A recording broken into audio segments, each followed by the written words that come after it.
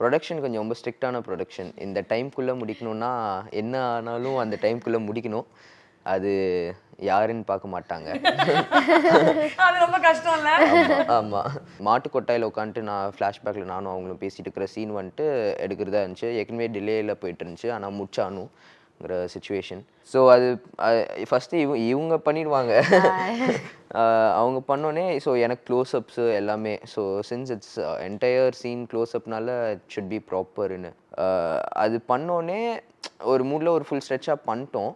அப்போவே வந்துட்டு பேனிக்கில் தான் பண்ணிட்டு இருந்தோம். ஏன்னா டைம்லன்னு சொல்லிட்டு லைட்டு அது இதுன்னு அங்கேயே 2-3 கரெக்ஷன்ஸு பண்ணும்போது அந்த லைட்டில் அது இதுன்னு சொல்லிட்டு but I hate to stick in that mood and do it.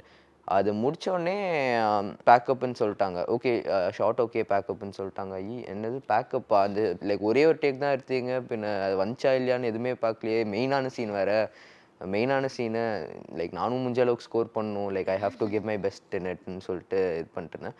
இல்லை நல்லா இருக்குன்னு சொல்லிட்டாங்க. எனக்கு நைட்லாம் தூக்கம் இல்லை. நான் வேறு அப்பா கால் பண்ணிட்டு ஏன் இந்த மாதிரி பண்ணுறீங்க, நானும் எஃபர்ட் போட்டுறேன்னு பண்ணிட்டுருக்கேன், இந்த மாதிரி கொஞ்சம் டைம் முன்னாடியே ஆரம்பிச்சிருந்தாச்சும் நான் முடிச்சிருப்பேன்னு சொல்லிட்டு இத்தனை நாள் நான் போயிட்டு கேட்குற வரைக்கும் அது ஓகேயான்னு ஒரு 10 வாட்டி டைரக்டர் சார்லேருந்து எல்லாத்தையும் இவங்களெல்லாம் எனக்கு தெரிஞ்சு தொல்லை பண்ணியிருப்பேன் இவங்களெல்லாம்.